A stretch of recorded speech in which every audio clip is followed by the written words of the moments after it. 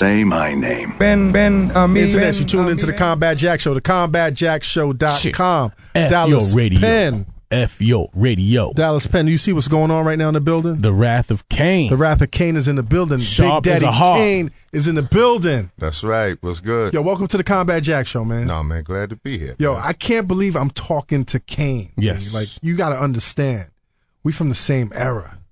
Like, I warm it up Kane. Like, WBLS.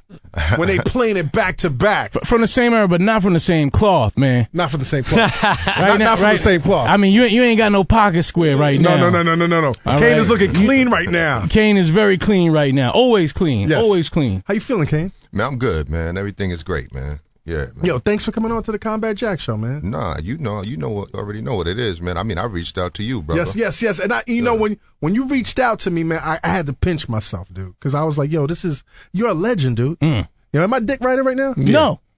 You said yeah? No. You're appreciating Kane. No. I just want to make sure. We're not dick riding Kane. Hold on for a second.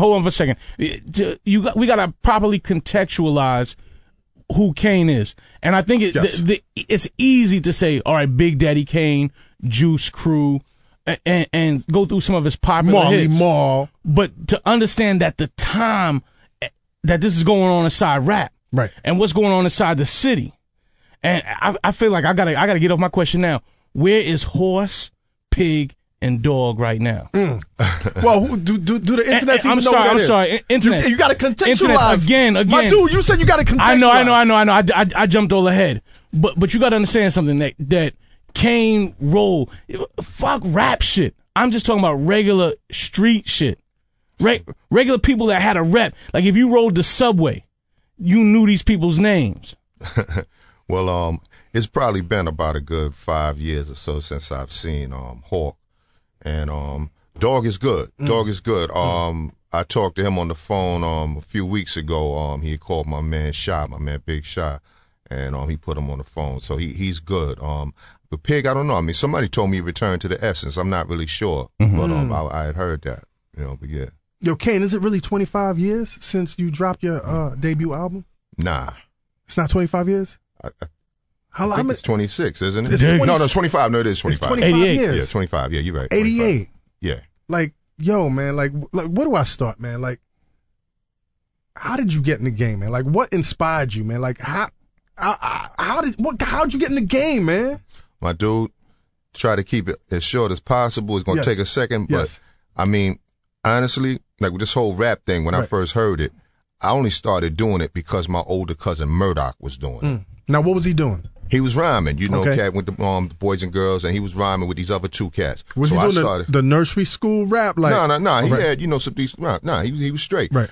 And I started doing it really just to, I wanted to be, because I was younger. Right. These cats is probably about, 17. I'm thinking I'm like 12, 13, something like that. And I started doing it just to run with them. Right. So I was writing battle rhymes from the gate because I felt like if I beat the other two dudes that rhyme with him, he'd put me down with his crew. So that's how I really began and started doing it. And then after I did, beat them battling, he decided he wanted to play football. He didn't even want to rhyme no more. So it was me who just kept on doing it. And, throughout time, I ended up meeting Biz in 84. Right. And you met him at Albee Square Mall. Yeah. Like this cat named Wayne from Central Islip used to always tell me about him. Yo, my man Biz Markie D this. Biz Markie D said this. And one day he came and told me, he was in the mall. And I'm like, okay, well, look, he in the mall now? Well, let's go over there. Right. And when I battle dude and eat his ass up, from now on, I want you going to Biz, telling him about your man Kane. And we met, we battled, and after the battle, we became good friends. How was the battle? You serious? Come on. But after the battle, we became real good friends. Right. And, you know, he was like, yo, man, you dope. You know, if you stick with me, you know, you're going to make a record. I'm going to make sure you make a record. All right, let me go back though. But how do you even battle a Biz Markie? Like, what kind of style is he approaching you with? You know what I'm saying? Because Biz rhyme like the Harlem Cats did back then. That, you know, he had that style like the you know, he had that show Harlem, world type, yeah, he had that Harlem type of style. And you know, we started going at it you know, just on some lyrical stuff. Right. And he saw where I was with it there, so then he switched it and started doing funny rhymes about girls. And then I flipped it and started doing that. And then, you know, Biz with that voice. Right. That was dope. That was dope. You know, and then, you know, we got cool. And, you know, he started coming to my high school on the regular. Like, I was in Sarah J. Hill. It got to the point where they thought that he went there because he was up there so much. Right. That's how you ended up with all them wild boys. Like, Nah. I mean, I knew, you know, a lot of those cats from hanging in Albee Square Mall or either dudes that I met through my man Big Shy. You know? Let me just contextualize for the listener. Okay, Sarah J. Hill, when I went to Brooklyn Tech, you know, before I got with my little collective, you better get your ass home before the kids from Sarah J. Hale come up to Tech. Up there to scrap with dudes. I tell you how it all started. It all started in 1985. It started in 85 when somebody from Brooklyn Tech has stuck this kid up for his bomber. And we used to go up there like pretty much every Friday to go stick dudes up at Brooklyn Tech. Like every Friday. Payback. Just relentless. Like, I mean, like every Friday. Yeah. So I mean, I remember one day where, like, you know, the cops came and shut the block down, and I had to go. There was like a dumpster right there by the Williamsburg clock. Okay, yeah.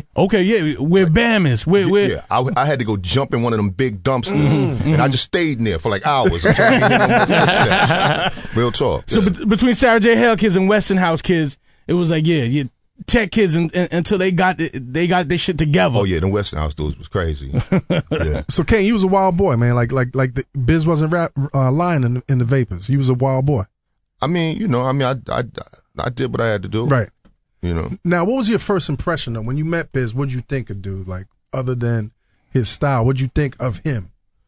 I thought the Biz was just very animated. You know, I thought he was just very animated and comical. You know, real funny dude. You know, but I could also see that he was serious. He was like dedicated, and willing to do whatever it took to get where he needed to be. See, because back then, cats wasn't really getting record deals like that.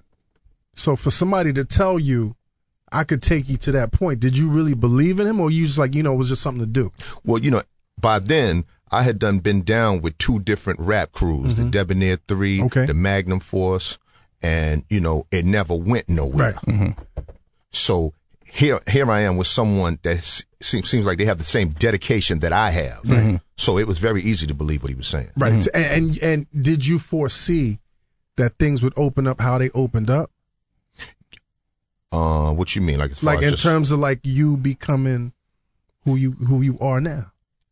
Oh yeah. Well, I mean, absolutely. Because I mean, you know, I'm who I was then. You know, just with a little more money. That's all. But I'm still the same dude. Right. Now, I read in an interview that you said that you always had a great sense of confidence, and that confidence came from your pops. Well, I mean, my pops, you know, he was like one of them dudes, man. You know, I mean, he's like, matter of fact, I was up all last night, man, till like probably like 2:30 in the morning drinking with him. Right. You know, just kicking it, man, you know. But I mean, he's always been one of them type of dudes where, like, you know, like throwing a 3, 4, 5-piece suit, you know, gators, snake skins, that type of thing, you know, got like 2 Sevilles and an Oldsmobile parked up out front, taking up all the parking spaces, making everybody on the block mad at him. He was one of them type dudes. So he groomed you to be the man that you are, basically. Yeah, I guess in the matter of speaking, yeah, absolutely. Yeah. And I guess where I'm coming from, though, is that even when you came out and you was killing it lyrically, you had this grown man style about you that none of your peers had. Like, you had this from your voice to like you had an old man, not an old man, but a grown man style in a young man's game. Right. Well, I mean, you know, with me, like, I didn't really want to project the B-boy fashion. Right. You know, that wasn't my thing. My thing was, you know, like, you know, some Brooklyn stuff. So, you know, it's like we want to be fly. Right. We want to look like, you know, players and pimps. Right. You know, so that was like, you know, really the look that I wanted to portray. And that's like I said, that's how my father dressed. You know, and as a kid, I was so used to kids on the block. You know, not talking about, you know, the drug dealer dude, you know, that's getting money over there, or this hot DJ. I'm used to them coming up to me, you know, back then they was calling me by my government, you know, they come on, yo, Tone, tell the truth, man, your pop's a pimp, right? You know, so it was like, that was like flattering in a way. I mean, disrespectful in a way because, you know, he married to my mother. So I'm like, of course, what the hell you trying to say? You know, but at the same time, you know, it was flattering. Right. You know. I'm sorry, what'd your pops do, man? My pops was a truck driver. A truck driver? Yeah, he was a truck driver. First he drove for North American Van Lines across country. Remember that blue with the blue and the red? white. Yeah. He Red, drove for them cross country Yeah. for years, and then when my brother Shane was born, he stopped and drove with a local company. Right. Yeah. Now, and you listen to a lot of music growing up, man? Oh yeah. I mean, you know, like my mom's man blasting Marvin Gaye, Teddy Pendergrass. Saturdays, Isley Brothers. windows open. Oh yeah, cleaning up. Lysol in the air. Come on. Yeah. My pops, he was just strictly Al Green, Johnny Taylor. That's as far as it went with him. So you came in the game basically with this sense of soul. Yeah, absolutely. Right. Absolutely. Lyrically now, man, who influenced you, man? Because you have Kaz. Grandmaster Kaz. Yo. Yeah.